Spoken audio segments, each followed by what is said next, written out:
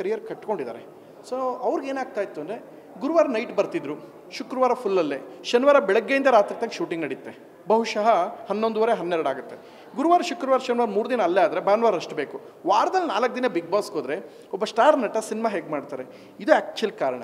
ಎರಡನೇದೇನು ಅಂದರೆ launch episode ಮತ್ತು finale ಇದೆಯಲ್ಲ, ಬಹುಶಃ ಕನ್ನಡದಲ್ಲಿ ಯಾವ ಕಲಾವಿದರು ಹಾಗೆ ಶೂಟ್ ಮಾಡೋಕ್ಕೆ ಸಾಧ್ಯ ಇಲ್ಲ. ಯಾಕೆ ಅಂದರೆ ಲಾಂಚ್ ಎಪಿಸೋಡ್ ಸಂಜೆ 5-5:30 ಶೂಟ್ ಶುರುವಾಗುತ್ತೆ ಇಲ್ಲಿ ಬಿಗ್ ಬಾಸ್ ಮನೇಲಿ, ಅಥವಾ 4 ಗಂಟೆಗೆ ಶುರುವಾಗುತ್ತೆ. ಸಂಜೆ 4ರಿಂದ ಬೆಳಗಿನ ಜಾವ 5:30-6 ಗಂಟೆ ತನಕ 1 ಸೆಕೆಂಡು ಸುದೀಪ್ ಸರ್ ಕೂತ್ಕೊಳ್ಳ ನಿಂತೇ ಇರ್ತಾರೆ. 16 ಜನ ಕಂಟೆಸ್ಟೆಂಟ್ಸ್ ಒಬ್ಬೊಬ್ಬರು ಲಾಂಚ್ಗೆ 1 ಅವರ್ ತೊಗೊಳುತ್ತೆ.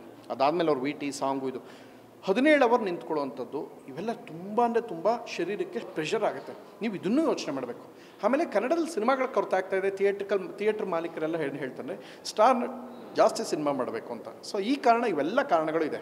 ಬಟ್ ಇದೆಲ್ಲ ಮೀರಿ ಸುದೀಪ್ ಸರ್ ಮಾಡ್ತಾರೆ 12 ಅಂತ ನನ್ನ ನಂಬಿಕೆ. ಯಾಕೆಂದರೆ ಅವ್ರ ತಾಯಿಗೆ ಇಷ್ಟವಾದ ಶೋ ನಾವು ಕೇಳ್ಕೊಳ್ತೀವಿ. ಯಾಕೆಂದರೆ ನಾನು ತುಂಬ ಆಪ್ತ ಅಂತ ಹೇಳಿ ಸಾಮಾಜಿಕ ತಾಣದಲ್ಲಿ ಇಲ್ಲದೇ ಇರೋದೆಲ್ಲ ಹೇಳಲ್ಲ. ನನ್ನನ್ನು ಅವ್ರು ಗೌರವಿಸ್ತಾರೆ, ನಾವು ಅವ್ರನ್ನ ಪ್ರೀತಿಸ್ತೀವಿ.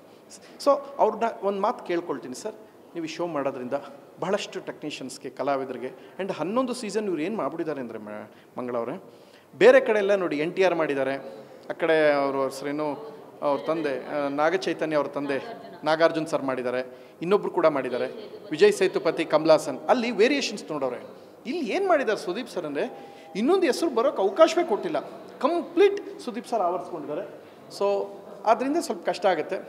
ಇನ್ನೊಂದು ಸಲ ನಮಗೆ ಎದುರುಗಡೆ ಡೆಫಿನೆಟ್ಲಿ ಸಿಕ್ಕಾಗ ಖಂಡಿತ ನಾನು ಆ ಮಾತು ಕೇಳ್ತೀನಿ.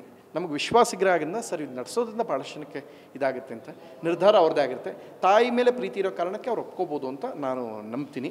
ನಿಮ್ಮೆಲ್ಲರ ಆಸೆ ಪ್ರಕಾರ ನಡೆಸಲಿ ಅಂತಲೇ ಆಸೆ.